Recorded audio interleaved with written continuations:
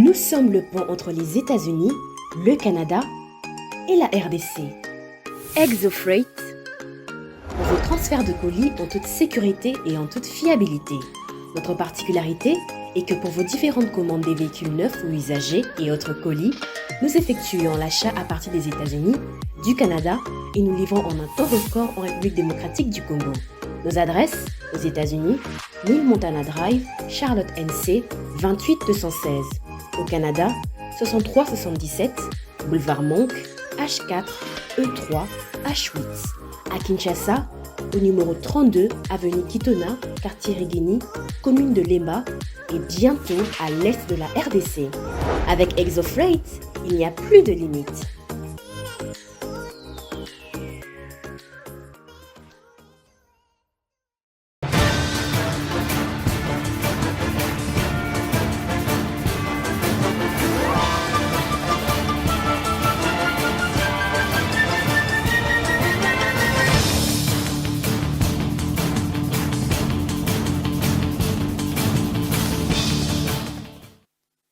À tous de nous faire confiance et bienvenue dans la grande tribune de ce mardi. Nous sommes avec trois invités, tendances confondues. Nous parlons de l'actualité. Comme vous le savez, l'actualité reste dominée notamment par cette nouvelle 4 ans, jour pour jour, que le président Tshisekedi entré en fonction. Il prenait le pouvoir des mains de Joseph Kabila à l'époque. La remise est reprise. On se souviendra de cette chanson.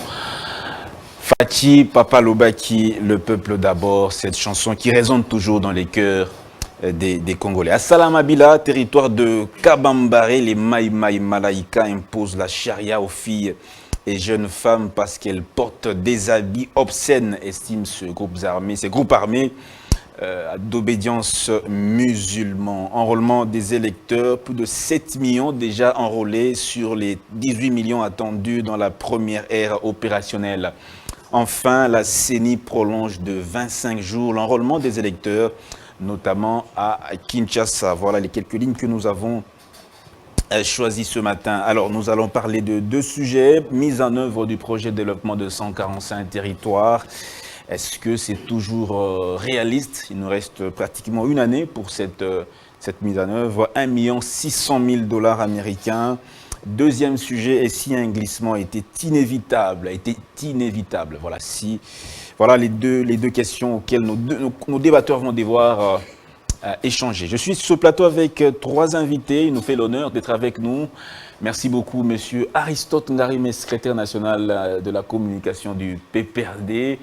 Merci beaucoup d'être avec nous ce matin, monsieur Aristote Ngarime.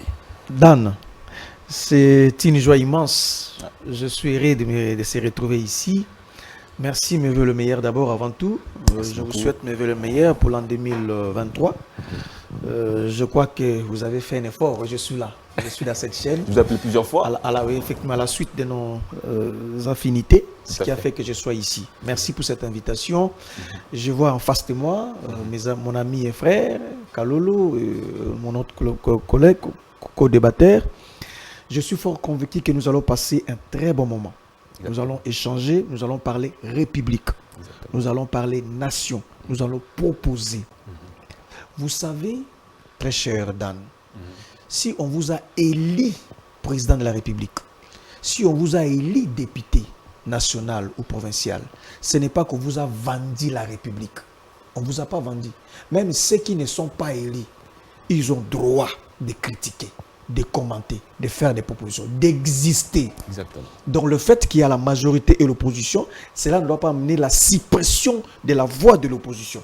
Donc nous devons exister pour porter un autre son de cloche. Raison pour laquelle je suis là et j'estime que nous allons faire un débat louable. Merci beaucoup Aristote Ngarime. Et monsieur Eloge Mwandoué, vous êtes cadre à la FDC du professeur Modeste Bati. Merci aussi à vous d'être avec nous sur ce plateau. Merci. Aussi, je profite de l'occasion pour saluer mes co-débatteurs ainsi que tous les aimables téléspectateurs ou encore internautes connectés ou abonnés à la chaîne Congo Buzz. Je les salue. Et permettez-moi au moins, monsieur Dan, par rapport à quelques actus que vous avez eu à présenter, que je dis quelque chose. 4 ans après, oui, 4 ans après, depuis que son Excellence Étienne, je m'excuse, son Excellence Félix Antoine Tshilombo Tshisekedi a pris le pouvoir. 4 ans après, qu'est-ce qu'il y a eu? Des grandes réalisations. 4 ans après, des actions. 4 ans après, la RDC déclarée pays solution dans la crise climatique mondiale. 4 ans après, la RDC admise à un programme international des Américains appelé AGOA. 4 ans après, la RDC, un pays à nouveau fréquentable. 4 ans après, la RDC a quadruplé son budget. Aujourd'hui, nous parlons d'un budget de 16 milliards de dollars pour l'année budgétaire 2022-2023. 4 ans après, c'est 4 ans où il y a eu des actions, d'un travail que le Congolais a vu. 4 ans après, globalement du social. Merci beaucoup, Monsieur Eloge Mwandwe. Maître Franck Kalolo, coordonnateur de Cirgili, centre de réflexion juridique de lutte contre l'impunité. Merci aussi de faire votre premier pas ici à Congo Buzz TV. Merci Dan. Heureusement que c'est le premier pas, qui ne sera pas le dernier. Je dis bonjour à mes co-débatteurs, particulièrement mon ami Ngarime qui est là en face, bien qu'il soit du PPRD, mais c'est un ami. Exactement. Malgré la diversité, comment dire, la différence d'opinion, vous êtes amis. Au-delà de tout, parce qu'on parle Congo. On parle Congo, le Congo réunit tout le monde, unit le fils et filles. Je dis bonjour également aussi à toute l'équipe de Congo Buzz. On est là pour parler République. Merci beaucoup, Maître Franck Kalolo. Vous êtes donc de la société civile. Bien entendu. Alors, Aristote Ngarime, 4 ans jour pour jour. Comment jugez-vous les 4 années, comment trouvez-vous les 4 années du président Tshisekedi au pouvoir? On ne peut pas parler de 4 ans de M. Félix Tshisekedi au pouvoir sans faire référence à Joseph Kabila Kabange.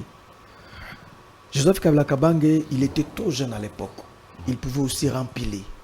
Joseph Kabila Kabange pouvait aussi faire comme Kagame, pouvait aussi faire comme Sassou Nguesso, pouvait aussi faire comme Paul Biya, comme Ouattara. Mais Joseph Kabila Kabange a respecté la Constitution pour que nous puissions avoir la passation civilisée du pouvoir, sans effusion du sang. Ça, il faut d'abord reconnaître ça, Joseph Kabila Kabange. Si c'était comporté comme un dictateur, si c'était comporté comme ses pairs au niveau de la sous-région, nous n'allions pas parler de ces 4 ans aujourd'hui. Donc, il faut d'abord citer Joseph Kabila Kabange. Mais le président Félix Tshisekedi arrive au pouvoir, chers messieurs. Quand on arrive au pouvoir, il faut se démarquer d'abord par des réformes. Ce sont des réformes qui caractérisent la différence entre vous et celui qui était avant vous. Il faut qu'il y ait des réformes sur le plan économique. Il faut qu'il y ait des réformes sur le plan social. Il faut qu'il y ait des réformes sur le plan sécuritaire. Il faut qu'il y ait des réformes sur le plan même culturel, sur le plan politique. Mais ce Félix Tshisekedi arrive au pouvoir, il n'a pas initié de grandes réformes pour en effet se démarquer de Joseph Kabila Kabange. Il n'a rien fait. Et je vais vous détailler. D'ailleurs, les 4 ans de M. Félix Tshisekedi au pouvoir, c'est du gâchis, c'est du perte de temps. On a reculé. D'abord sur le plan économique. Qu'est-ce que vous pouvez dire, pouvez noter comme innovation majeure de ces régimes de l'IDPS, de M. Félix Tshisekedi, en ce qui concerne l'économie de notre pays? Qu'est-ce qui a été fait? Quelles sont des réformes? Ne venez pas parler que le bilan est positif. Ne venez pas dire que nous avions mieux fait. Non, vous ne pouvez faire mieux que s'il y a eu des réformes. Ce sont des réformes qui produisent des résultats. Alors, si vous n'avez pas fait des réformes, comment vous pouvez dire que nous avions mieux fait? Nous avons un bilan positif. Donc, d'abord, notez. Mais c'est Félix Tshisekedi. L'assiette fiscale n'a pas été élargie pour notamment la croissance du budget. Je parle des réformes. Je parle des réformes. Il n'y a pas eu de réformes. S'il y en a qu'on me cite sur le plan économique, quelles sont les réformes majeures initiées par M. Félix Tshisekedi? Vous voulez parler du bilan sans réforme? Dans tout pays au monde, quand un président arrive, il se fait remarquer par des réformes, innovations. Lui n'a rien fait. Absolument. Là, sur le plan économique, sur le plan sécuritaire, là encore, c'est extrêmement grave. Je dis que ce n'est pas une malédiction. Comment on peut accepter, très chers messieurs, que le Congo puisse vivre sous le régime d'une zone tampon? Le Congo compte 200 000 hommes, 200 000 militaires, notre force armée. Je parle de nos forces armées. FRDC. Le Congo, 200 000 hommes, non FRDC. Au lieu de retravailler nos forces armées, au lieu d'équiper nos forces armées, mais on fait appel à la force régionale qui ne compte que 5 000 hommes pour nous sécuriser. Et pour couronner le tout, on a créé une zone tampon. On a sous-traité la République démocratique du Congo. C'est extrêmement grave. Nous ne sommes plus un État au vrai sens du mot. Nous sommes un État fragile sous M. Félix Tshisekedi. Nous sommes un État failli sous M. Félix Tshisekedi. Nous sommes un État impuissant sous M. Félix Tshisekedi. Allez-y à l'Est. Il y a une zone tampon. Il n'y en avait jamais eu à l'époque de Kabila. Citez-moi une période où on avait mis une zone tampon. Il n'y en avait pas. Mais sous Félix Tshisekedi, il y a une zone tampon. Vous savez ce qui se passe réellement dans cette zone qu'on appelle tampon? C'est très grave. Sur le plan sécuritaire, M. Félix Tshisekedi ne s'est pas démarqué. C'est grave. État de siège qui a permis... État de siège, d'ailleurs, on commence à réclamer, le peuple commence à réclamer pour qu'on puisse suspendre ou soit enlever cet état de siège. Ça n'a rien résolu sur le plan sécuritaire. Qui est ce Congolais consciencieux, digne de ce nom, peut se lever aujourd'hui et dire que sur le plan sécuritaire, le pays va mieux. Mais il doit avoir un sérieux problème. Vous suivez les gouverneurs militaires qui disent qu'il y a reddition drastique des groupes armés, malgré la persistance de l'insécurité. Connaissez-vous ce qui s'est passé à Kashishi, il y a le 15 janvier, à Kashishi? Les paisibles citoyens étaient dans une église en train de prier.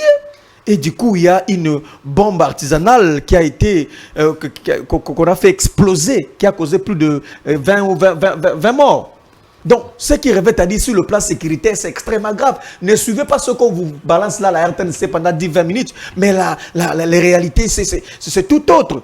Donc, sur le plan social, là encore, n'en parlons pas.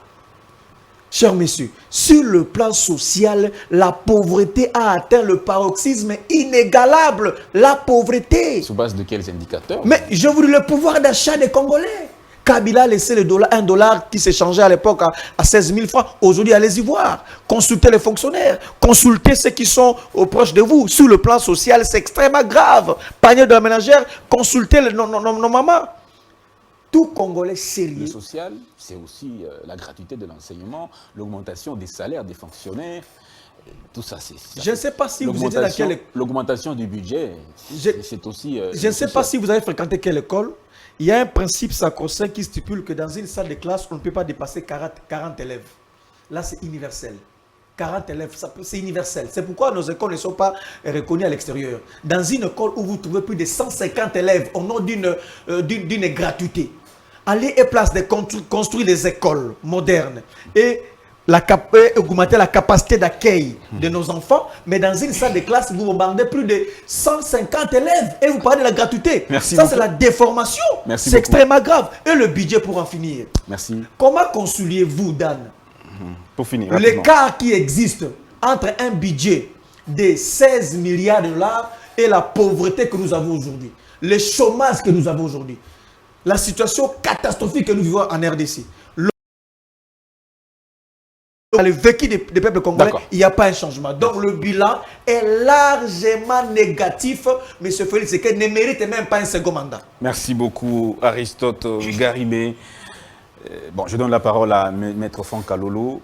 Maître Franck Kalolo, quelle est votre lecture des faits, 4 ans après, depuis la prise de pouvoir du président Tshisekedi? Vous avez 5 minutes. Hein. Dan, merci. Je ferai l'économie de mon temps. Ouais. Le ridicule ne tue pas dans ce pays.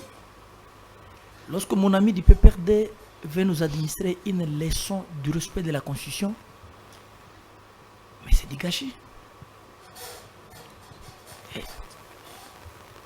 Lui veut nous faire croire que Kabila avait respecté la Constitution. Les élections de la RDC devraient s'organiser en quelle date? Et ça s'est tenu comment? Qu'est-ce qui a fait que les élections s'organisent en 2018? N'est-ce pas la révolution de la population? Pour preuve, il y a eu des morts. Quel a été l'objet du décès de Rossi Moukeni, de Kapangala, il est revendiqué quoi? Malgré tout ça. Non, je vais s'il vous plaît. Ouais. J'en arrive. D'abord du point de vue Deleuze, il a dit on a respecté la Constitution. Le respect de la Constitution, c'est quoi? La Constitution ici est revêtue des textes, des dispositions. C'est une loi fondamentale. Il y a des dispositions qui régissent une Constitution, les articles. Est-ce que le délai a été respecté conformément à cette disposition prévue par la Constitution sur l'organisation des élections? Nous disons non. Il a laissé le pouvoir, pacifiquement, c'était le Je vais vous dire une chose. Oui. Il n'a pas le seul pouvoir. Kabila avait épuisé ses 2 mandats. Le seul pouvoir en est autre chose. Il avait épuisé les 2 mandats. Et d'ailleurs, tardivement, il a glissé. Il fallait les forcer pour partir. Il n'était pas candidat. Laisser, ça veut dire quoi? Il ne s'est pas imposé comme d'autres présidents qui... Il a tenté de s'imposer. Quel est l'objet du glissement? Pourquoi il y a eu glissement? Parce que lui gérait tout. L'argent était là, il avait la CENI. Quelle a été la motivation de ce glissement? Simplement parce qu'il cherchait à s'éterniser au pouvoir. Mais le réveil patriotique, la population s'est mobilisée comme un seul homme. Nous avons dit, pas question. Le monsieur a épuisé ses 2 mandats. Il n'a rien fait. Et s'il faut le clémencer, il a fait ce qu'il devrait faire, qu'il parte. Et les élections ont été organisées hors délai. C'était une mise au point. Il a été poussé à la sortie, à la porte de sortie. Il ne pouvait que partir. Il ne pouvait que partir. Très bien. Ça, c'est un élément. Peut-être il fait allusion à la passation pacifique, à la cérémonie qui était organisée, là où Kabila est venu répondre, en changeant la coiffure, en se transformant. C'est de là peut-être qu'il fait allusion. Parce qu'il avait compris qu'il ne pouvait rien. Il ne devrait que laisser la RDC. La Mingarim ici touche l'aspect réforme. Il n'y a pas eu de réforme dans tous les secteurs. Il fait allusion à la sécurité, à l'économie. à l'économie.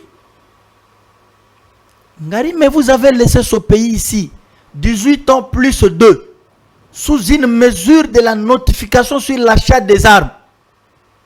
Incapable de plaider, de mener le lobbying pour que cette mesure soit levée. Pendant 18 ans plus 2 de la coalition FCC Cash. Ça, c'est une réforme. S'il vous... Non, je parle de pas une réalisation. réforme. Laissez-moi. Quand le monsieur parlait, C'est pas une réforme. je suis en train d'évoluer. Vous pouvez me sécuriser? Allez-y. C'est pas une réforme. Laissez-moi aller. Je vais te citer des réformes sous Félix. J'attends. Je commence d'abord par toucher des aspects que vous qui êtes censés aujourd'hui se retirer, mais par le courage en tant que Congolais, vous venez faire cette prétention, vouloir administrer des leçons aux Congolais que nous sommes. Chers Des amis, réformes. la loi sur la programmation, ou la loi de la programmation sur l'armée ou de l'armée congolaise, n'est-ce pas? C'est une réforme. La loi de la programmation sur l'armée congolaise, ce n'est pas une réforme. Ce n'est pas sous Félix Tshisekedi. Aviez-vous laissé le budget de l'armée à combien? Et aujourd'hui, l'armée a combien? Un militaire touché combien du temps? Et aujourd'hui, sous Félix, il touche combien? J'étais des douanes de plusieurs réformes parce que voilà comment il le note. Parmi les Il réformes, veut que tout ce que j'avais cité ici le serve d'aller faire le bruit ailleurs. la réforme Je lui ai principale. juste... La réforme La loi. principale. Mais je c'est- te dis d'abord, c'est une réforme. La loi sur la programmation, ou la loi de la programmation sur l'armée congolaise, c'est une réforme. C'est la seule réforme qu'il y a eu, selon vous. C'est la seule réforme qui, pour mais l'instant, pas citer pour deux, l'instant. trois. Il a dit il n'y a aucune réforme. Je vais J'ai démolir continué. ça. Vous pouvez me sécuriser? C'est une Allez-y, suite. hein. allez-y, allez-y. C'est une Laissez-les suite de 2013. Laissez-les La poursuivre. loi sur les forces armées de 2013. Laissez-les Dan, poursuivre. vous Laissez-les pouvez poursuivre. me sécuriser? Laissez-les poursuivre. Allez-y rapidement. Les Congolais le suivent et nous suivent. Il a dit on ne saura pas citer n'office qu'une seule réforme. J'ai commencé par lui citer une seule réforme. Il note pour lui permettre d'aller maintenant commenter ailleurs. C'est sous Félix Tshisekedi. Et je me réserve de te citer plusieurs. Non, il faut les citer. Je vais. Ça te lit d'abord au coup. Des réalisations sous Félix, n'en parlons même pas. Tel que Une première réalisation, la liberté d'expression. C'est pas possible. Oui, ce sont des avancées dans d'autres sillets. Les Congolais ne lisent pas, les Congolais ne comparent pas. Où est Jimmy Kitenge? Vous savez, s'il vous plaît, j'en arrive. Pas Vous dans me les liberté sécurisez? d'expression. s'il vous plaît. Ça, c'est un Allez-y. débat pédagogique. Allez-y, allez-y. Je voudrais que ceux qui nous suivent puissent comprendre quelque chose. C'est parmi des réalisations sous Félix. La liberté d'expression. La liberté d'expression qu'on n'a pas connue du temps. Vous vous rappelez à l'époque, dans les différents carrefours de la ville de Kinshasa, il y avait des gens qui sonnaient avec des Motorola qui pouvaient pénétrer votre téléphone et se ressourcer des images. Ils oublient qu'aujourd'hui, avec les réseaux sociaux, il y a des groupes et que les différentes images peuvent atterrir involontairement dans votre téléphone. Concluez. Et là, c'était, on voulait à la vie de qui? De Kabila. Mais sous Félix, il n'y en a pas. Il a touché l'aspect de Jimmy Kitenge. Jimmy Kitenge a présenté un comportement antisocial. Qu'est-ce que Jimmy Kitenge a fait? Il faudrait que les Congolais suivent et sachent. Jimmy Kitenge, au effort, a allégué un fait Cité par là. en disant qu'il y a eu une réunion qui s'est organisée nuitamment et qu'au cours de cette réunion, il y a eu un membre du gouvernement en exercice qui a pris part. Ce sont des allégations très graves. D'accord. Merci. Et maintenant, Merci. peut-être il oublie les missions Merci beaucoup. que l'ANR s'est assignée. Je- L'ANR veille même sur le politique. Je vais revenir vers vous. Et Jimmy Kitenge, ses comportements, c'est un comportement antisocial. Je vais revenir vers vous. Il était question D'accord. qu'il nous produise. Monsieur. Je suis dans mes minutes, il me reste une minute. Non, non, vous avez J'ai consommé mes cartes. vous avez dépassé les J'ai consommé mes cartes. Sécurise-moi, cher ami. vous avez dépassé les 4 minutes. Je vais vous passer la parole, Maître Franck. Alors, il n'y a pas de souci. quand vous parlez Je veux- du point de vue sécuritaire, Je vais vous repasser la Merci beaucoup. On vous a retiré la parole. voilà. Je vais vous passer la parole. Il va être dédouané. Vous n'avez pas Je cité vais les revenir réformes. là-dessus. Monsieur Je Logement. reviendrai. Ok, Monsieur Logement, de votre point de vue, 4 ans après, comment trouvez-vous les 4 ans du président Tshisekedi? Vous savez, Monsieur Dan, nous, acteurs politiques, nous devons cesser de prendre la population congolaise comme des gens qui n'ont pas d'intelligence, que nous pouvons manipuler selon que nous souhaitons, selon que nous voulons. Je crois que dans ce pays, s'il y a une formation politique qui ne devait même pas se permettre de parler lorsqu'on parle développement, lorsqu'on parle social, c'est le PPRD. Première chose, arriver ici pour nous demander de réforme. Moi, je tiens toujours à savoir qu'est-ce que le PPRD a eu à apporter comme réforme qui a permis à ce que le Congo soit aujourd'hui ce qu'il est. Là n'est pas le débat, parce que je crois que parler plus du PPRD, ça fait tellement trop mal au peuple, et je ne voudrais pas faire du mal à ma population. Donc je vais aller directement à votre question par rapport aux 4 ans. Et au lieu d'entrer dans un débat où on va commencer à parler comme si on était dehors. Le PPRD. Non, non, évitez-moi D'accord. ces débats-là, D'accord, parce que des fois ça énerve quand on cite seulement, on mentionne cette histoire-là. 4 ans des grandes résolutions, je crois que je l'ai bien expliqué ici. 4 ans des grandes résolutions, des grandes réalisations plutôt. Monsieur Dan, on va parler, on va évoquer le programme de 145 territoires. Et je vous assure qu'il y aura certains, ou encore il y aura quelqu'un autour de cette table qui ne pourra même pas parler, parce que ce sont des grandes réalisations. 4 ans d'action. Monsieur Dan, à un certain moment, le Congo était dans un trou. Il était difficile pour nous d'avoir des interlocuteurs à un certain niveau international. Et aujourd'hui, d'ailleurs, je profite de l'occasion pour souhaiter le bienvenu au pape, 37 ans après. Parce qu'il y avait un certain système qui nous a exclus carrément. L'opposition se base plus sur le social pour dire que le social doit trêve l'abcès parce que le prix de denrées alimentaires. J'arrive, monsieur Dan. Et on me parle de réforme. C'est bien, réforme. Mais j'aimerais dire ici, parce qu'on a dit sur le plan économique, mon co-débatteur à ma gauche a dit, il a parlé déjà de ça, du budget. Ça, c'est une réforme budgétaire. On a quadruplé le budget. On quitte d'un budget à peine 4 milliards de dollars, qui était même incapable de d'allouer pour le secteur de l'agriculture, n'est fût-ce que 10%. Donc on était à peine à 3% de 4 milliards de dollars qu'on investissait dans le secteur de l'agriculture. Et vous voulez me parler d'une vision qui peut permettre à ce que ce pays se développe lorsqu'on ne parvient même pas, c'est à peine, je ne sais pas, 100 millions de dollars qu'on investissait dans le secteur de l'agriculture. Et on peut venir me poser la question ici, alors qu'aujourd'hui, nous sommes en train de parler d'un budget qui va allouer pratiquement 6%, plutôt 7% dans le secteur de l'agriculture. Faites vos calculs et vous allez essayer à comparer. Autre chose. D'ailleurs, juste au niveau de la réforme budgétaire, plutôt, pour la première fois, nous avons un budget qui parle investissement. Investissement.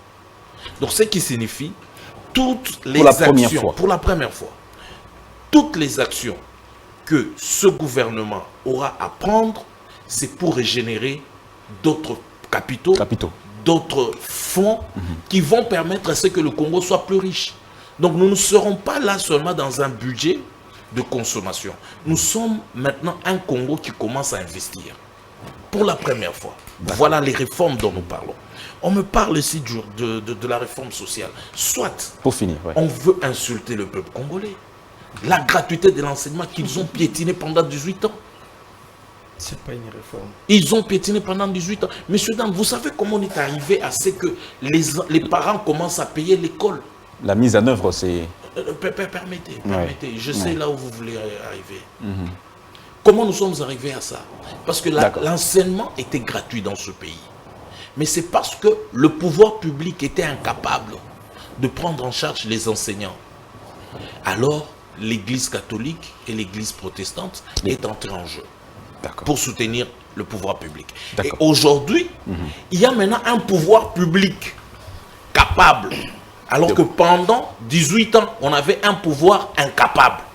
Là, nous avons un pouvoir public capable de prendre en charge les enseignants. Et pour la première fois, depuis 18 ans, je peux dire même pas 18 ans, depuis 21 ans, pour la première fois, monsieur Dan, on a eu une rentrée scolaire. Sans tambour, sans polémique, sans stress, sans calico, sans ceci, cela. Merci beaucoup. Et pour dire, les parents sont contents, les enseignants sont contents. Juste la dernière sur le plan sécuritaire, il a parlé le plan sécuritaire. Je termine là. Le plan sécuritaire. La loi de la programmation. Vous savez, monsieur Dan, même après Félix Antoine Tshilombo Tshisekedi, 10% de notre budget sera affecté à la sécurité nationale. Aujourd'hui, nous avons un budget de 16 milliards de dollars. Donc, 1,6 milliard sera affecté à la sécurité. Alors que eux nous ont laissé un budget affecté à la sécurité qui n'était que de 300 millions de dollars. Et ici, on veut me parler du réforme. Merci beaucoup, Monsieur Logement 2. Je vais directement lancer le premier sujet, mise en œuvre du projet de développement des 145 territoires. À première vue réaliste, ou réaliste, nous sommes donc à la dernière année de la mise en œuvre 2023. Je vais lire donc rapidement. Objectif de ce projet, améliorer les conditions et cadres de vie des populations rurales essentiellement. Coût global 1,66 millions sur financement principalement du gouvernement. Trois composantes, les charges de coordination et de gestion, les frais d'agence d'exécution et une provision de 5% pour les études préalables et les imprévus. Se basant sur le principe d'équité territoriale, chaque territoire bénéficiera d'un paquet d'investissements prioritaires évalué en moyenne à 10 millions de dollars, soit 300 millions pour 2021, 700 millions pour 2022, 660 millions pour 2023.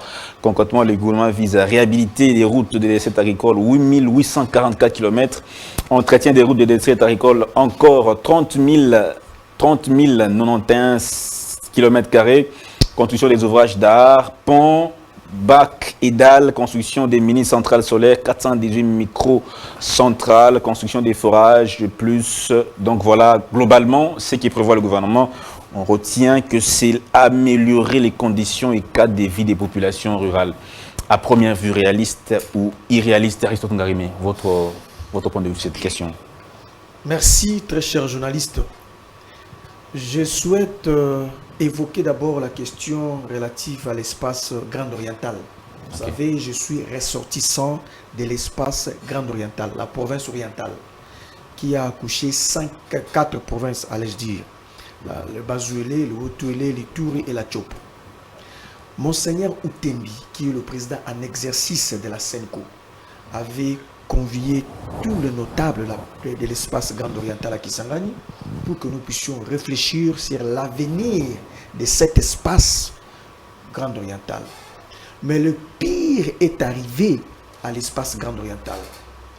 En dehors de la rencontre qui a été organisée par Monseigneur Outembi, quelques politiciens ici à Kinshasa se sont retrouvés à l'hôtel Béatrice pour détourner ce qui a été les cahiers de charges ou soit les convictions de fils et filles de la Grande Orientale. Ils se sont retrouvés à l'hôtel Béatrice. Alors que, au niveau de l'espace Grande Orientale, nous avions de sérieux problèmes socio-économiques, culturels, politiques, mais les notables de la Grande Orientale se sont retrouvés pour cotiser l'argent en fait de payer la caution, la candidature de M. Félix Tshisekedi pour lui donner un second mandat. Donc le pire vient d'arriver. Qu'est-ce que cela veut dire? En lieu et place de poser d'abord la question à M. Félix Tshisekedi, président de la République. Où en sommes-nous en ce qui concerne les constructions des routes qui relient l'espace Grand Oriental, mais les notables de l'espace Grand Oriental ont préféré réunir les gens, récolter l'argent pour parler de la candidature de M. Félix Tshisekedi. C'est officiel. C'est fait à Béatrice Hôtel. C'est sous quel label Ce sont des notables. Les notables. Les notables de Grand Oriental, justement. Ce qui revient à dire que tous les notables qui sont retrouvés à Béatrice Hôtel pour porter la candidature de M. Félix Tshisekedi, contrairement d'abord aux déshydratats de l'espace Grand Oriental, tous seront décis dans les jours à venir. Vous serez décis comme Vital Kamere, vous serez décis comme Bisselele, décis comme Jaman Kabundu, décis comme Vidier. Tous ceux qui ont signé les accords avec M. Félix Tshisekedi, ils sont décis. Voilà pourquoi on ne respecte pas l'espace Grand Oriental, parce que vous avez marchandé l'espace oriental. En lieu et place de négocier en position de force, mais vous vous retrouvez pour porter la candidature, alors qu'au niveau de la base, rien n'est fait. C'est extrêmement grave. Le peuple vous regarde. Je reviens par rapport au projet de développement des 145 territoires. Vous savez, d'abord, je vais critiquer sur le plan de la forme et des fonds. Sur le plan de la forme d'abord, je suis fort convaincu. Il fallait faire activer la Caisse nationale de péréquation pour développer nos territoires, pour développer nos provinces. La loi, la Constitution a déjà défini cela. Il y a une caisse qu'on appelle la Caisse nationale de péréquation. Cette caisse-là de péréquation essaye de corriger les déséquilibres qui existent entre les provinces. Parce qu'il y a des provinces dites riches, comme la province de Lualaba, une province riche. Il y a des provinces dites pauvres, comme la province de Sankourou, de Bazouélé. Alors, comment corriger les déséquilibres entre les provinces? C'est la Caisse nationale des péréquations. Chaque province viendra poser son problème au sein de la Caisse nationale des péréquations et la Caisse va réagir. Là, il y aura un grand suivi. Là, c'est institutionnel. Il y a un texte. Contrairement à ces programmes de 145 ce sont des ONG, des conseillers du président de la République. Ils ont créé les ONG. Ce sont eux qui vont exécuter ces travaux au niveau de la base. Presque chaque conseiller du président de la République a son ONG. Non, c'est les PNUD de BCECO. Mais justement, écoutez, PNUD de travail avec les ONG, PNUD de travail avec le parti. Si vous avez... Mais ces gens, vous n'êtes pas informés, même ici à Congo. Je vais me citer quelqu'un qui a son ONG et il vient et il échange avec PNUD, on lui donne le moyen, tout ça, il exécute ses projets au niveau de la base. Et c'est là il y a le problème de suivi et de contrôle. J'ai dit ce que je sais. Et il en est ainsi à l'Équateur. Il en sera de même à l'espace Grand Oriental. Donc, il fallait faire fonctionner la Caisse nationale de péréquation. Premier élément. Le fait que... Le faire au détriment de ce projet en tout cas, n'est pas bon. Il fallait faire fonctionner la Caisse nationale de péréquation. Donc, c'est pour mieux encadrer, pour qu'il n'y ait pas de détournement. Parce que, chers messieurs, chers journalistes, ce que vous allez suivre, ça sera des détournements. Ça sera des projets non exécutés, des projets qui n'ont pas, n'est-ce pas, atteint la maturation. Mais dans le fond, c'est une bonne planification. Je vais arriver. Là, je critique d'abord. Okay. Et dans les fonds aussi, il y a un sérieux problème.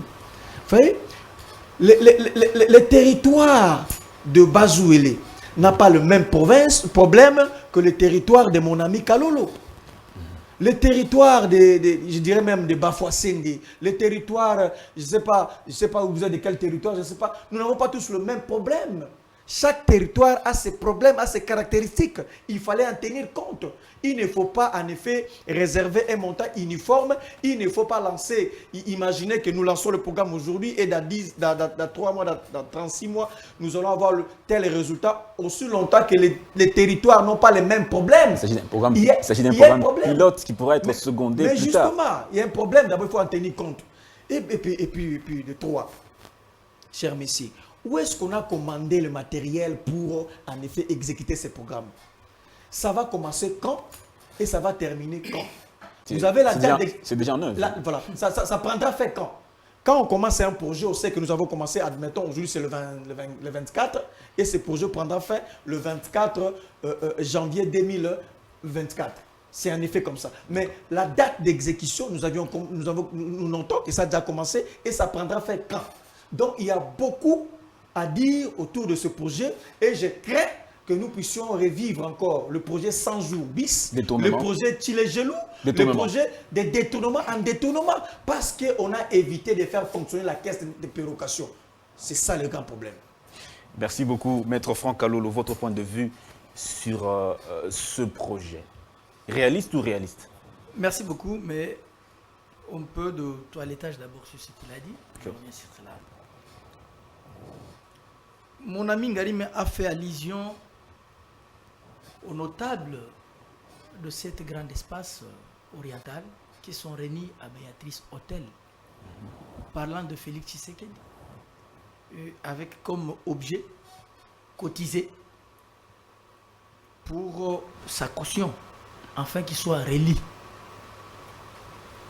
Mais il ne peut que le féliciter, parce que cet grand espace a travaillé avec Kabila. Ils ont occupé des postes de responsabilité dans ce pays. Aujourd'hui, démembrés en 4 provinces, vous avez occupé des postes de responsabilité, vous avez géré. Mais ils n'ont jamais été convaincus de la gestion de Kabila. Et aujourd'hui, parce qu'ils ont repris conscience, ils se disent, mais écoutez, malgré tout ce que Tshisekedi a, mais il n'a pas un caractère d'un détourneur. C'est quelqu'un qui veille. Vous avez suivi les résolutions du forum de Grand Oriental. Moi, je prends parole. Allez-y. Vous m'interrompez. Allez-y. Moi, je démontre pourquoi. Parce que lui veut se plaindre. Okay. Tes aînés ont compris que tu sais que c'est inutile. Tshisekedi, c'est quelqu'un qui peut faire mieux, qui a cette volonté. Et voilà pourquoi nous, seulement la province orientale, nous nous mobilisons pour réunir cette caution qui sera versée. Non, je suis du territoire de Luisa. Moi, je suis de Luisa. Allez-y. C'est ça mon territoire. Et donc, vous ne pouvez pas vous plaindre ici. Le seul conseil, c'est d'aller se joindre à vos aînés pour s'attendre à quelque chose, pour faire développer votre province. Sacrilège. Il vous dit, bien qu'ils se sont réunis, ils seront dessus. Il a cité plusieurs gens et des personnalités qui sont dessus, mais il ne nous a pas dit la motivation de cette déception. Mais autant dire merci à celui qui sanctionne même ses siens pour l'intérêt général. On ne l'a pas connu sous votre règne. C'est ce qui vous fait mal. Vous devez vous habituer avec ça. Cette déception est motivée. C'est pour permettre le bon fonctionnement dans toutes les institutions de la République. C'est un signal fort. Tshisekedi quittera. Mais il veut laisser ses empreintes. Vous avez laissé quel type d'empreinte? Qui d'un détourneur sous votre règne a fait la prison? Les procès publics aujourd'hui, tu as eu l'égout sous Félix, n'est-ce pas? Dès que la corruption est devenue un mode de gouvernance. Qui ont fait la promotion de la corruption dans ce pays? C'est sous Kabila. Détournement. Mais Ngarime est né politiquement sous corruption. Comment ça? J'ai dit politiquement. C'est fort ça. J'ai dit politiquement. Je signale bien. Politiquement, il est né sous corruption. Son parti politique, c'est la naissance de la corruption. C'est l'incarnation de la corruption. Les différents scandales de détournement. C'est-à-dire aujourd'hui, parce qu'ils voient que la donne a changé. La corruption est en train de baisser. Personne ne peut finir les fléaux de la corruption. Même en Europe, on réduit. On réduit. Ça s'est réduit quand même parce qu'on identifie les auteurs sous Félix Tshisekedi. Donc personne n'est dessus avec Félix. Au moins, ça c'était une mise au point. Vous nous parlez ici du projet des 145 territoires. 145 territoires. Je crois que mon ami n'est pas bien informé sur ça. Je vais l'envoyer une box sur ce projet et les structures qui ont gagné le marché, qui doivent exécuter. Le projet ressort de la décentralisation. Vous comprenez, c'est la conséquence de la décentralisation. Aujourd'hui, au moins, l'initiative de ce projet, ça vous a échappé hier. Le projet de 145 territoires. Vous n'avez jamais pensé à cela. Mais aujourd'hui, je suis très content. Parce que les autorités du pays ont compris que chez toi, à Bazouélé, il y a un problème. C'est un cri que vous venez de lancer et nous allons mener un plaidoyer. Une minute. Pour que votre territoire puisse se développer. Mais avant de matérialiser cela, c'est avec les infrastructures. Vous avez dit comment est-ce que les matériels peuvent arriver. Mais, cher ami, on est en train de construire les routes. On facilite ce que vous n'avez pas fait. Donc, ne venons pas ici donner une leçon aux Congolais, vouloir que tout se fasse automatiquement. Mais je vous dis qu'il y a des structures qui sont habilitées de pouvoir financer et exécuter. Et c'est ce qu'on appelle développement. S'approcher de la population. Quand vous parlez des ONG, oui, mais ce sont des ONG œuvrant dans les différents territoires crédibles, qui sont proches de la population. Ces ONG-là vont engager la population de ces territoires pour exécuter. Merci beaucoup, monsieur Franck Kalolo. Développement. Merci beaucoup, monsieur Logement Doué. Projet de développement de 145 territoires. Est-ce qu'on peut développer tous ces territoires avec 1 milliard? Est-ce que, ou bien, comment ça peut se faire? Est-ce que c'est vraiment un développement ou un premier pas vers le développement? Monsieur Dan, je me sens très à l'aise avec cette thématique parce que l'économie rurale, c'est mon domaine de recherche. Hein. Donc, je suis vraiment dans ce que je mange tous les jours sur le plan scientifique. Mais permettez-moi d'abord à ce que je puisse recadrer quelques petits points que j'ai eu à entendre ici. Ici, on veut nous faire comprendre que la caisse de péréquation, la caisse nationale de péréquation, était, soi-disant, la seule possibilité qui pouvait nous permettre à obtenir le développement en RDC.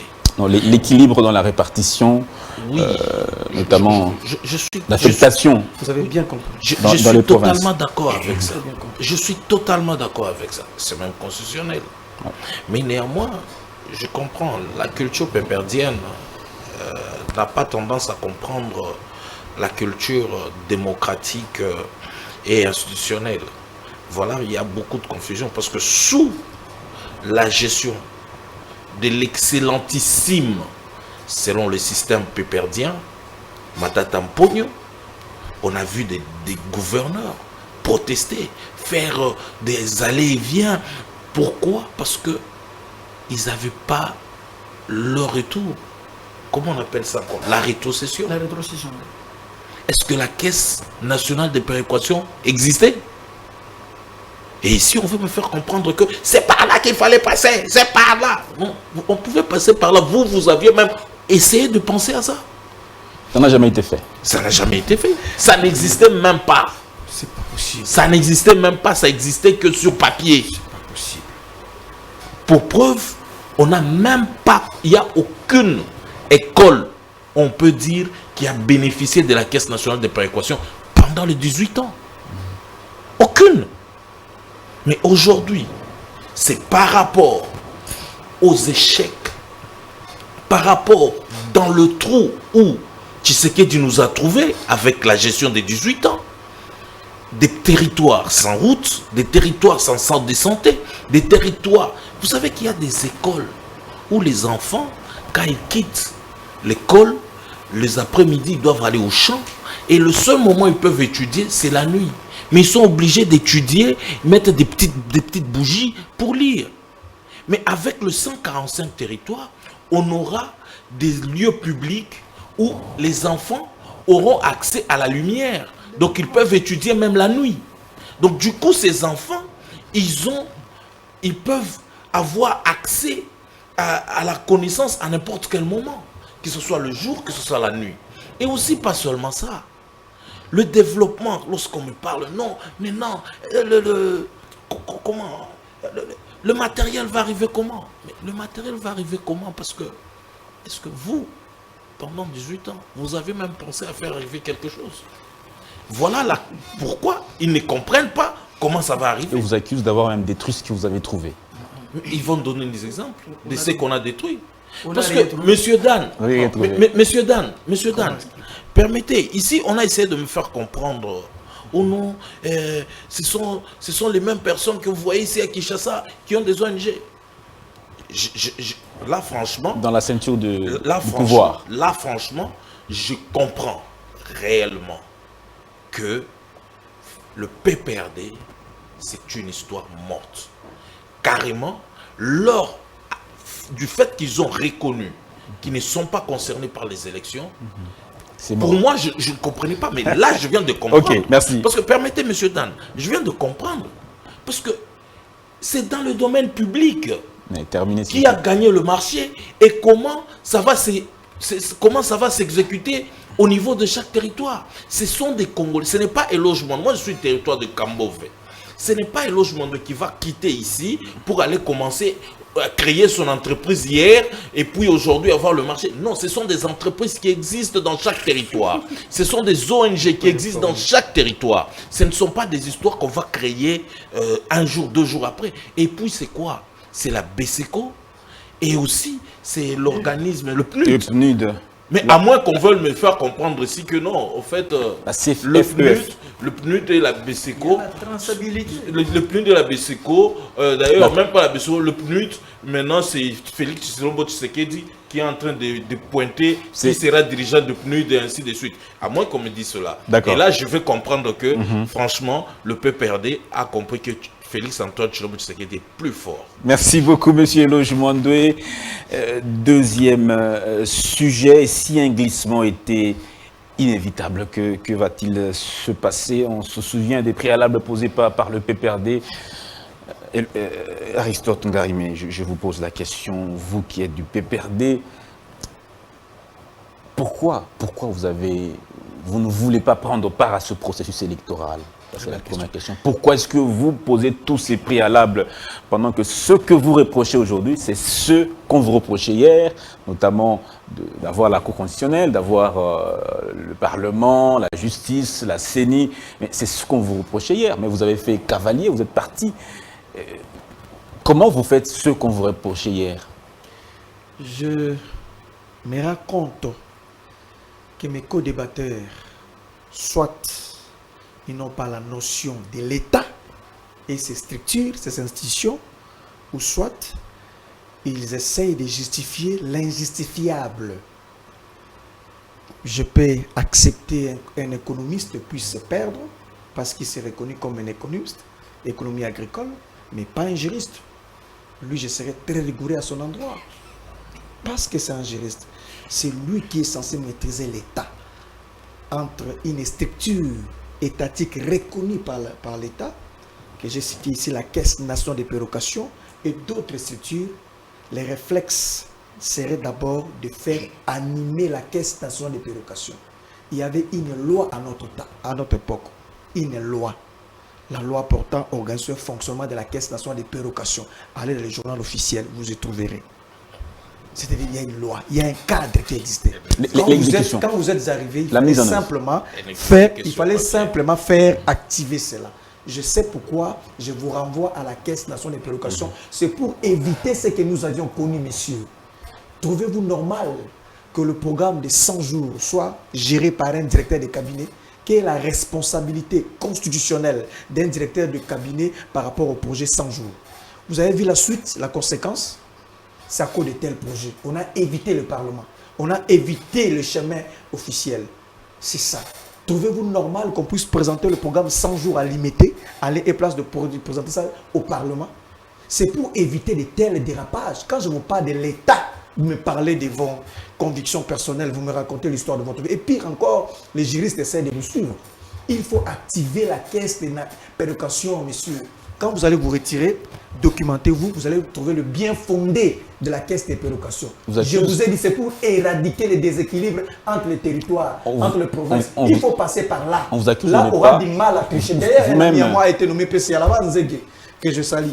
L'actuel PCA des pérocations, Isato, c'est un ami. On a vécu ensemble depuis Mobutu et ainsi de suite.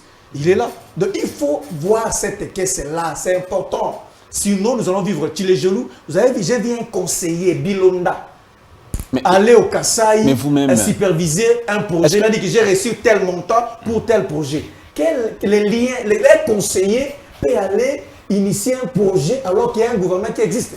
C'est des tels dérapages. C'est comme ça que Jimmy a été arrêté. Il est en prison. Quand Jimmy disait que vous étiez des stagiaires, et où il a été arrêté. Et ne me donnez pas l'occasion de les rappeler ici que vous êtes des stagiaires. Alors, la mise en œuvre. Je reviens par rapport... S'il vous plaît. La mise en œuvre. Vous parlez de la caisse de péréquation. Oui. Est-ce qu'elle avait un impact aussi à l'époque? Voilà. C'est ça justement. Quelles sont les réalisations qui avaient été faites à l'époque? Au nom de la continuité de l'État, je ne serai pas contredit par un avocat. Pas du tout. Par un juriste. Il faut qu'il y ait une continuité de l'État. Nous avions fait un effort d'abord de créer une loi, votée, promulguée. La loi a été promulguée. Nous étions maintenant dans l'étape où il fallait renforcer financièrement cette caisse pour alimenter les provinces. Du coup, ils sont venus. Au nom de la continuité, ce qu'il faut faire, c'est quoi? D'ailleurs, vous avez déjà nommé les animateurs. Il y a déjà un DG. Maintenant, vous avez nommé, mais le projet 145 territoires, pour que ce projet soit efficace et contrôlable, vous savez ce qui se passe, messieurs? Ce sont les conseillers du président de la République qui ont créé des ONG pour le besoin de la cause. Je suis un conseiller influent. Je demande à ma femme de créer son ONG et je prends son ONG, je le connecte là-bas et ma femme va exécuter tel projet. Déjà, il y a un problème, conflit d'intérêts par rapport à ces projets. Donc, l'idée... C'est quelle ONG?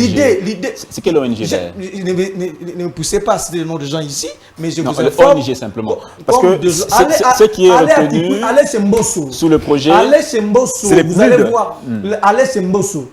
Vous allez voir à quoi on va couler. S'il y a des ONG, ceux qui sont proches du chef de l'État, incitent leurs filles et femmes de créer les ONG pour les besoins de la cause, afin d'exécuter le projet 145. Donc ce qui est sur le papier et ce qui est exécuté, c'est deux choses différentes. Mais je vous informe, je suis opposant. Et je vous dis, c'est vrai, c'est vérifiable.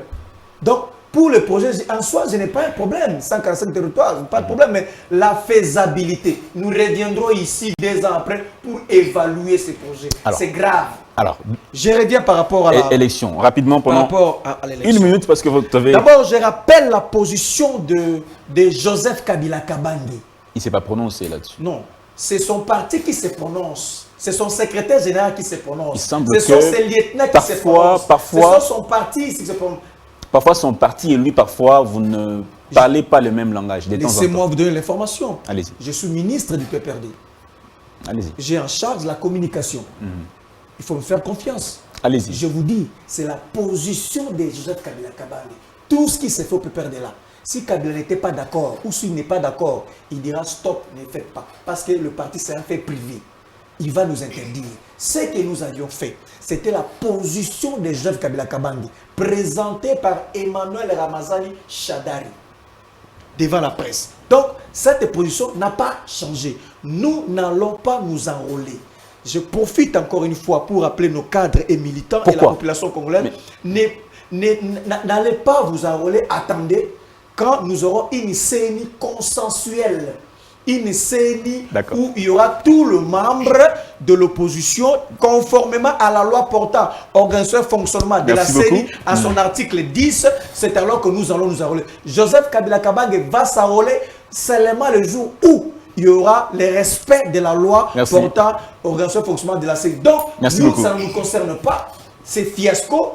Ne confondez pas l'époque. Nous, ce n'est pas la chaise vide. C'est parce que vous n'avez pas réussi à faire mieux que nous en termes d'organisation des élections. Merci beaucoup. Aristote Ngarime, secrétaire national en charge de la communication du PPRD. Maître Franck Kalolo, votre point de vue sur cette question des élections et si un glissement était inévitable au regard des préalables posés par toutes les familles politiques, on dira même de l'opposition, hein. Oui, si c'était inévitable. Bien, merci Dan. Oui. Je m'aimerais bien revenir d'abord sur la question de la Caisse nationale des péréquations évoquée par mon ami Gani. Il vous dit, la loi a été votée, ils ont promulgué, publié au journal officiel. Dans un état sérieux, avec des animateurs sérieux, la conséquence serait quoi? C'était de nommer les animateurs pour que cette loi soit d'application. Qu'est-ce qui vous avait touché assez réservé à ne pas nommer des animateurs afin que cette caisse fonctionne? Vous n'êtes pas informé. Il a dit que vous avez pris le pouvoir. Oui, allez-y. Il vous dit, vous avez pris pendant qu'il réfléchissait sur ça, le pouvoir a basculé. C'est de vous dire que c'était à quelle période que cette loi a été votée? La date précise, il ignore même. Il ne serait pas en mesure de nous dire la date. Mais vous êtes censé connaître ça, maître. Moi, je ne refuse pas. Dans les journaux officiels. Je sais très bien que la loi existe. Il faut voir. La loi existe. Le souci majeur est que toutes les lois de la République soient mises en application. Mais pourquoi ça n'a pas été mis en application? C'est la question que je me pose. Ça, c'est un problème. Vous parlez du nom ou au nom de la continuité de l'État et vous-même vous contredisez. Vous félicitez Félix de pouvoir nommer même un PCA qui est votre ami là-bas. C'est ça la continuité de l'État. C'est-à-dire on n'a pas voulu que ça soit vide, que ça soit une lettre morte, mais plutôt la mise en application, la faisabilité, c'est ça la nomination. Et vous verrez la suite. Malheureusement pour vous, vous ne maîtrisez pas, vous n'arrivez pas à faire le parallélisme entre la période, hein, distinguer la période, quand est-ce que le projet de 145 territoires a été conçu, et quand est-ce qu'il y a eu une nomination de membres ou de ceux-là qui doivent faire fonctionner cette caisse nationale des péréquations. Ça, c'est un problème. Il se pose un problème de période, du temps. Et donc, on ne peut pas aujourd'hui jeter de l'opprobre à Félix pour dire mais cette caisse ne fonctionne pas. Mais non, le projet anticipé est arrivé de 145 territoires. Et tu sais, on a eu à débattre avec vous dans plusieurs plateaux de télévision. Mais la caisse nationale, c'est légal. C'est ce que je dis. Il faut appliquer pour je dis, respecter la loi. Au-delà, mais ils doivent fonctionner. Vous savez, pour que cette caisse fasse suivi, ce n'est pas un problème d'exercice. Je comprends qu'il vient mener un plaidoyer ici. Les autorités l'écoutent. Tous nous voudrions aussi que cette caisse ici puisse gérer dans d'autres projets qui viendront dans l'avenir. Et pourquoi pas 145 territoires? Je dis que les 145 territoires a précédé les animateurs de cette caisse. Ce projet a été conçu bien avant. Et je vous assure qu'ils auront une même mise sur ça. Ça, je vous dis. Ils auront une même mise sur ça. Au moins, vous êtes apaisés quant à ça. Parlons élection. Vous savez, l'envoûtement politique vient de commencer avec le PPRD. L'envoûtement. L'envoûtement politique. En boycottant d'aller s'envoler. Ça, c'est un devoir civique. Le vote en est une autre procédure ou une autre étape. Moi, je vais vous déconseiller. Revenez au bon sens. Vous signez votre mort politique. Vous savez que la carte d'électeur qui fait l'office ici en RDC, de la carte d'identité, va vous contraindre dans beaucoup de choses. Vous serez rattrapé. Vous avez des familles, même quand il y a des transactions. Vous allez exhiber quelles pièces? Lorsqu'il y aura des patrouilles, parce que dans les jours à venir, je pressens déjà cela. Il pose la condition d'avoir une CENI. J'y vais. J'arrive là. Je démontre d'abord l'importance de la carte d'électeur. Le PPRD en question, quand on parle du PPRD, il n'y a que des effigies qui sont restées, le nombre de drapeaux. Ils n'ont plus encore de militants. Ils n'ont plus encore de militants. Bref, lorsqu'ils organisent des manifestations, ils mobilisent combien? C'est un parti politique habitué à acheter la conscience du temps financièrement. Aucune activité que le PPRD aille à organiser dans ce pays sans être financé. Contrairement à l'UDPS. Tous ces jeunes qui... Je vous dis, c'est de l'argent, on suivait l'argent. Du temps immobilisé, le stade des martyrs, Tata Raphaël. Qui peut le faire? Ils n'ont plus d'énergie. Ils n'ont plus d'énergie. Mais eux disent... Vous avez maintenant compris? Non, non. Ils ne connaissent pas ce bureau. Non. Et donc, c'est les élections... D'abord, ils sont à combien? Pourquoi aller aux élections si nous savons déjà la couleur de l'arbitre? S'il vous plaît, non, non. On ne veut pas de consensus. Tout ça tombe sur les consensus. Les consensus, c'est quoi? C'est un accord d'une forte majorité de la population qui doit prendre part à ce processus. Ont-ils déjà interrogé la population pour recevoir cette majorité absolue de la population qui se disent non ou non concernés au processus électoral? Nous disons non. Ces gens ici, lorsqu'on parle de la CENI, le bureau Mbosso qui a eu à voter la loi sur la CENI a une représentante du PPRD qui est Madame Colette Tchomba, qui continue à cotiser mensuellement sur ses émoluments à Chadal, au PPRD. Et de quelle CENI qu'ils nous parlent? Alors qu'ils ont une représentante là-bas, au bureau de la CENI. Ils ont pris part à cette... À la conception de la loi, à la au vote, à toutes les étapes. Ok. Ok. Merci beaucoup. De cette loi. Merci beaucoup. Il fait allusion à la Cour constitutionnelle. Mais écoutez, je vais faire une petite démonstration. La Cour constitutionnelle est composée... Terminez s'il vous plaît. De trois composantes. Il y a la composante président de la République, composante les deux parlements, Assemblée les nationale. deux chambres de parlement réunies en congrès, c'est-à-dire l'Assemblée nationale et le Sénat, Le Conseil supérieur. les conseils supérieurs de la magistrature. D'accord. Donc chacune des composantes nous présente ici Trois. 3 candidats Ok. ou 3 personnes. Où serait la place du PPRD pour réclamer la Cour constitutionnelle? Où serait la place de l'IDPS pour réclamer la place de la Cour constitutionnelle? Merci beaucoup, Maître Franck Kalolo. Mais je me pose la question, on est où là? Merci. Votre temps est pratiquement épuisé. Monsieur Lojmandoué, la même question, compte tenu des contraintes qui se présentent, notamment contraintes liées, contraintes sécuritaires, parce que le PPRD a aussi posé la condition de la sécurité. S'il n'y a pas de sécurité, ils n'auront pas aux élections. À part ça, il y a aussi les contraintes liées, notamment financières, les contraintes financières. Il y a aussi les contraintes liées au temps. Déjà, la CENI a annoncé 25 jours de plus dans l'ère ouest. Sur 18 millions, 7 millions enrôlés pendant un mois. Dans 25 jours, est-ce que la deuxième moitié, c'est-à-dire plus ou moins 11 millions, peuvent être enrôlés sur 25 jours si on n'a pas su enrôler pendant 30 jours la moitié? Voilà un peu la question que je vous pose. La première chose, je veux juste retourner un peu sur le 145 territoires. Pour preuve, il a été démontré ici, pour preuve, vous ne pouvez pas exister seulement sur papier et vous dites que non, voilà, nous on a fait. Non. En fait, je comprends. La gratuité de l'enseignement existait sur papier. Mais ils attendaient que Félix-Antoine Tshisekedi arrive pour concrétiser. Je peux vous arrêter. Le projet 1000 écoles de Matata, il fallait d'abord que ce projet soit...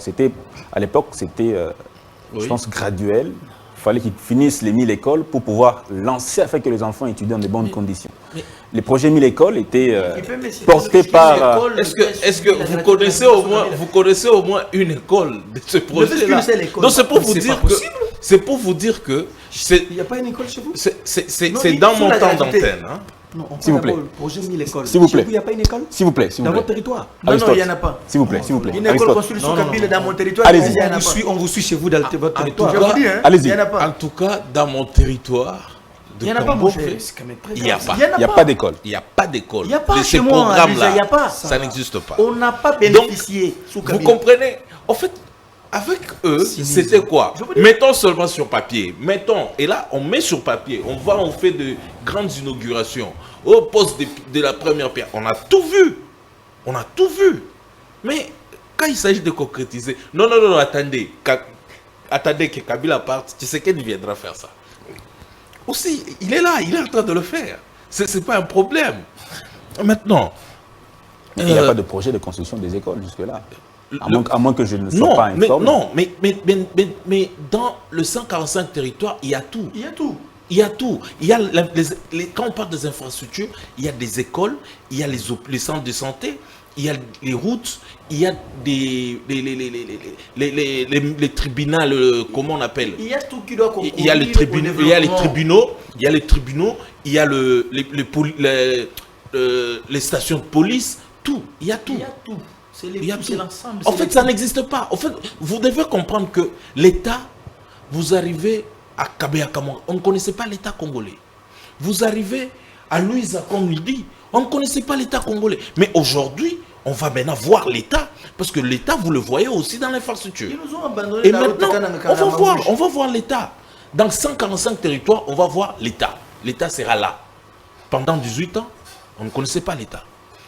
Les gens, il y a des gens dans ce pays qui pensent toujours que c'est Mobutu qui est président. Non, je vous dis, dans ce pays, il y a des gens qui pensent que nous sommes encore à l'époque du Zaïre. Mais avec 145 territoires, nous allons maintenant leur faire arriver la bonne nouvelle que nous sommes maintenant en RDC. Parce qu'il y a des gens qui vivent encore à l'époque du Zaïre dans certains territoires. Maintenant, c'est grave, hein? Savez-vous qu'il y a un territoire plus vaste que le Rwanda je veux... en RDC? Est-ce que vous le savez? Vous voyez leur référence. Aristote. Vous voyez leur référence. Un territoire plus vaste. Après tout, s'il vous plaît. Est-ce que vous le savez? On ne peut que se référer. Vous parlez de ces montants-là que vous allez créer un développement réel. S'il vous plaît. Quand même, il faut... Ne fût-ce qu'un débit, S'il vous plaît. c'est que vous n'aviez pas pensé. Non, j'ai dit vous. S'il vous plaît. J'ai pas ne fût-ce que... Là, vous aménusez maintenant. Non, je ne dis Parlez pas ça. d'un- Je ne parle pas du Parce débit. que votre voisin parle Je de n'ai pas développement parlé du débit. réel au niveau de Oui, ça territoire. sera réel. Maître Franck. Savez-vous qu'il y a des territoires plus vastes que de certains Oui, pays au tel niveau que de la mon région. territoire qui a 7 secteurs. S'il vous Voilà. plaît, s'il vous plaît, s'il vous plaît. Et ça Maître sera Franck. faisable. Avec ces montants-là, S'il vous plaît, s'il vous plaît, s'il vous plaît. Vous avez laissé quel montant? ça, Éloge. c'est le triomphalisme. C'est le triomphalisme. S'il vous plaît, Monsieur Loge Mandoui. Bon, c'est normal. On ne peut que se référer à son maître. Il vient de le démontrer. C'est le Rwanda. Ah, c'est... Maintenant, Pourquoi vous dites ça? Non, allez-y. vous comprenez Poursuivez, déjà. poursuivez. Et aujourd'hui, nous allons parler de quoi? Y aura-t-il un probable glissement? Le peuple RDC, c'est là. Vous avez évoqué les contraintes. Mais d'abord, je vais vous faire comprendre une chose. C'est que dès la création de la FDCA, c'était le premier pas de la mort du PPRD. La création de la FDC. Oui, c'était la mort du Le PPRD. PPRD. En 2006, Donc la FDC est venue tuer oui, le PPRD. oui, et là maintenant, ils ont compris, ils ont accepté d'aller s'enterrer. Je commence. En 2006, le PPRD a eu 120 quelques députés. L'AFDC n'existe pas. L'AFDC existe en 2010. 1h30, hein. L'AFDC existe en 2010. Et en Pardon, 2011, République, vous parlez et AFDC, en pardon, l'État. 2011, et en, Pas des 2000 élections. et en 2011, nous nous retrouvons avec 96 députés pour le compte du PPRD. Donc l'AFDC a récupéré les autres. On arrive en 2018, le PPRD se retrouve avec 50 quelques députés. Et là, ils ont compris. Je crois là, c'est le génie de Shadari qui a compris, au lieu de constater l'enterrement du PPRD par l'AFDC, vaut mieux nous retirer aujourd'hui. Parce que aller aux élections, aujourd'hui, le PPRD ne saura avoir au-delà des 10 députés. Au-delà, impossible. Ah, c'est impossible. Ils ont constaté cela, ils se sont dit, qu'est-ce qu'on fait? Évitons cette humiliation, allons à autre chose, D'accord. parce qu'il y a une force là, Merci beaucoup. il y a une Il y a pas de force là candidat. qui est venue nous piétiner. Et Merci aussi, beaucoup. comment vous allez partir aux élections alors que vous n'avez même pas de candidat président? Même législatives, ils peuvent concourir. Pour avoir 9 députés, par exemple, lui, il passera. Il sera Il parmi sera les 9 député députés, national. mais malheureusement, Arrêtez, ça, c'est des taquins, hein. Merci beaucoup. malheureusement, Shadari qui sait, il Merci. ne sera pas élu député. Shadari veut bloquer aussi Aristote. C'est ça la peine que j'ai. Et lui ne comprend pas qu'il Et est lui ne bloqué. comprend pas. Alors, Aristote, vous êtes bloqué. Mais je comprends pas, mais d'abord, À quoi vous pensez vraiment que si on change la CENI aujourd'hui, on peut rattraper le retard, on peut organiser les élections? Parce que vous demandez aussi le respect du délai constitutionnel. Exactement. Vous pensez qu'on peut y arriver? Si on change la CENI aujourd'hui, cela ne peut prendre que des jours.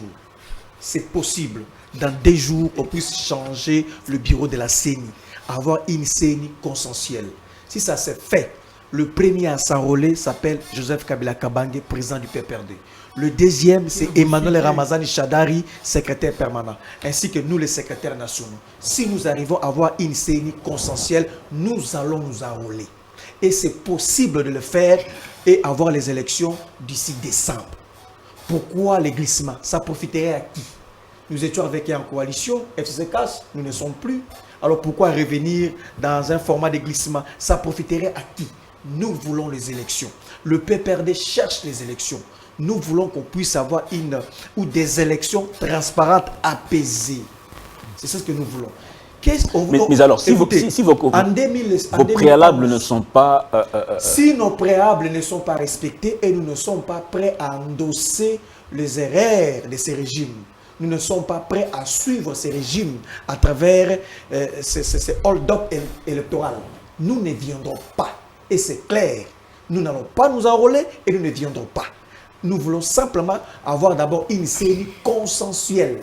En 2011, lisez la loi portant organisation et fonctionnement de la CENI. C'était le groupe parlementaire qui avait cette compétence de désigner un membre du bureau de la CENI. Ça a été fait avec Kalamba à l'époque. Et à ce jour, on a modifié la loi portant organisation et fonctionnement de la CENI. Ce sont les forces représentées au sein du Parlement, notamment 15 personnes. Donc l'opposition a droit d'envoyer un délégué au sein du bureau de la CENI. Et moyennant un PV, moyennant une correspondance, moyennant la saisine. Donc, à ce jour, nous n'avons pas un représentant au sein du bureau de la CENI. Et nous ne venons pas quémander. Qu'en est-il d'AG Qu'en est-il d'AG Matembo, Didi Manara, ceux qui sont voilà, au merci, bureau du très belle PPRD. question. Oui. Nous ne venons pas quémander. Nous voulons l'application de la loi portant organisation et fonctionnement de la CENI en son article 10 qui stipule que nous, opposition, nous devons déléguer un candidat. Demandez à votre ami Didier Manara où se trouve le PV de sa désignation. Comment est-il arrivé membre du bureau? Comment est-il arrivé membre du bureau de la CENI? Vous pouvez nous brandir le PV? Parce qu'il est clairement stipulé qu'il faut qu'il y ait un PV. Ce dernier doit présenter un PV. Qui a signé le PV? Qui a désigné Manara? Ce n'est pas l'opposition. Nous, il est de deux. Non, ne répondez pas et vous n'avez pas une réponse. Et de deux.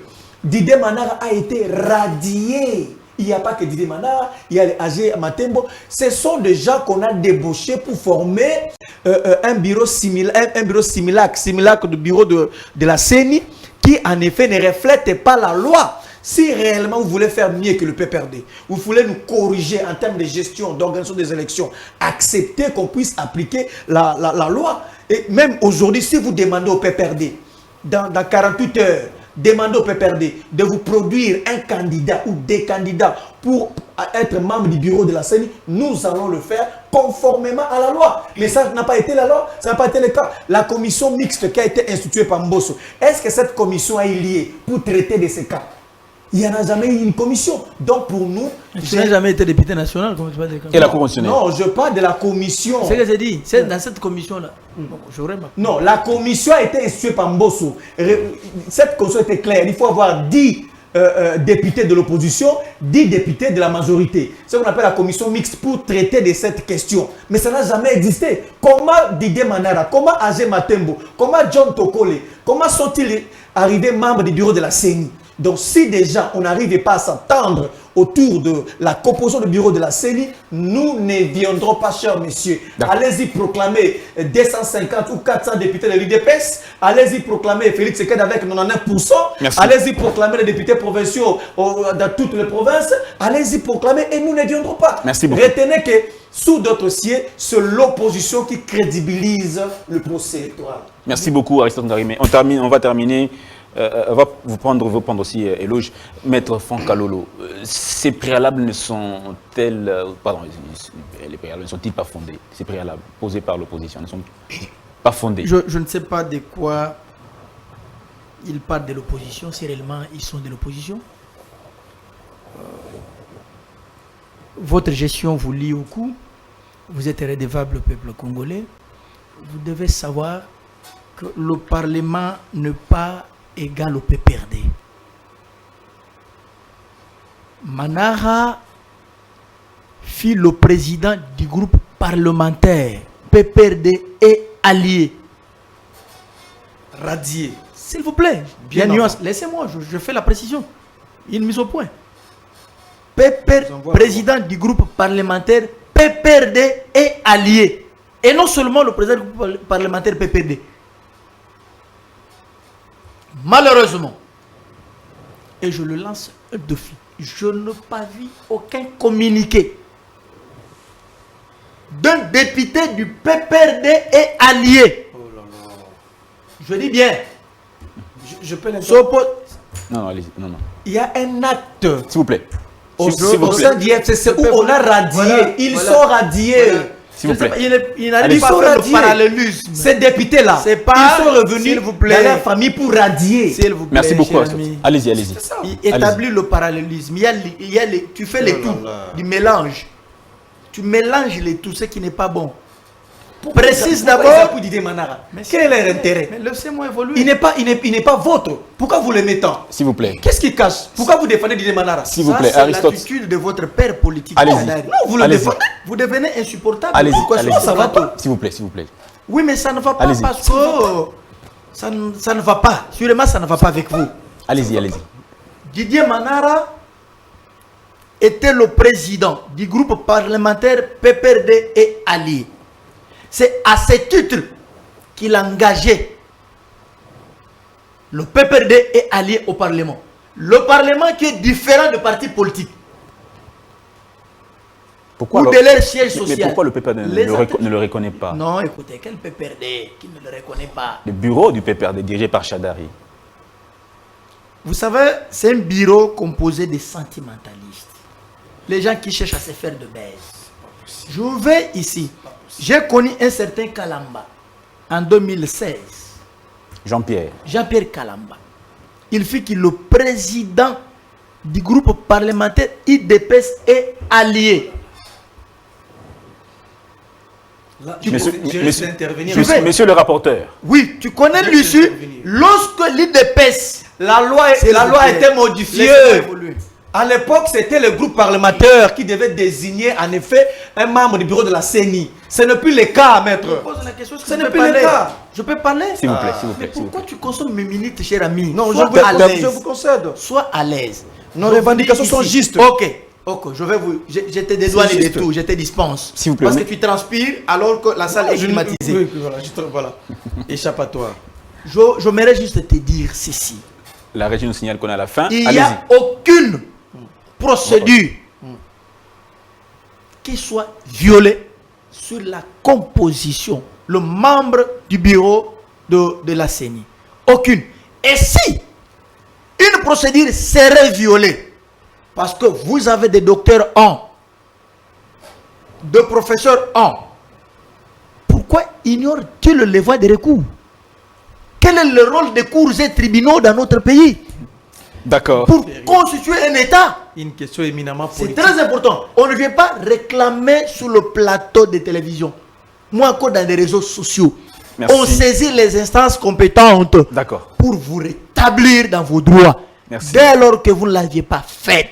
Parce que vous saviez qu'en le faisant, ça sera mal fait. Il y aura une mauvaise direction. La procédure, la conception seulement serait biaisée. Et la conséquence, c'est quoi? Nous encaissons. On termine rapidement. Aller aux élections, avec... ils n'ont pas de candidats. Ils n'ont pas de candidats. Merci beaucoup. Je te dis bien, ils n'ont pas de candidats. Mais j'aimerais ici te dire une chose. Retenez. Malheureusement. À l'émission d'ici, les PPRD finira par s'enrôler. D'accord, merci beaucoup. Ils finiront par s'enrôler. Retiens l'extrait d'aujourd'hui. D'accord. Avec la même CENI, nos revendications, avec le même d'accord. membre Si du vous bureau. accédez à nos revendications, ils seront là. S'il y a une CENI consensuelle, nous viendrons. Elle est consensuelle. J'ai dit seulement que vous finirez par vous enrôler. Avec Kadima. S'il y a une CENI consensuelle, c'est Kabila qui commencera. Nous allons nous enrôler. Kabila n'est plus avec eux. D'accord. Je crois que M. Aristote et ses camarades du PPRD doivent cultiver un peu cette culture démocratique et institutionnelle. Vous savez, la démocratie, c'est permettre à ce que les autres aussi s'expriment. C'est permettre à ce que les autres aussi... C'est un débat. Voilà. Un débat. Et lorsque nous parlons de la démocratie, qu'est-ce que nous comprenons? La souveraineté d'un peuple est constatée par le moyen des urnes. Je suis d'accord. Donc, quand vous dites nous ne sommes pas concernés par tout ce qui s'est fait, donc vous voulez nous imposer un président de la République qui viendra du Rwanda. Alors que c'est par le moyen des urnes qu'on peut remplacer Tshisekedi. C'est par le moyen des urnes qu'on peut garder Tshisekedi pour le deuxième mandat. Donc je crois que c'est par là que je voulais chuter, mais bien que vous constaterez avec moi, M. Dan, que le PPRD a constaté son échec et a opté pour son enterrement. Merci beaucoup, Monsieur Eloge Mandoué. Merci beaucoup, Aristote Ngarimé. Merci beaucoup, Maître Franck Kalolo. Merci à vous. Je vous remercie, chers téléspectateurs. Vous avez certainement aimé le débat. Ce n'est pas une dernière fois, ils l'ont dit. On va se retrouver avec eux peut-être la semaine prochaine. Hein, oui. Pour un remake. Je suis disponible, j'accepte. Désormais, disposé un découp. Si vous me conviez, je viendrai. Merci beaucoup Aristote Gariné de votre participation. Merci à tous. Je viendrai pour confirmer leur participation aux élections Si nous de avons une CENI 2023 consensuelle. avec le même bureau de Si nous Kadima. avons une CENI consensuelle, suivez Bintou Keïta. Il n'a Merci pas de beaucoup. mandat Il a tout dit. Merci beaucoup. À la prochaine.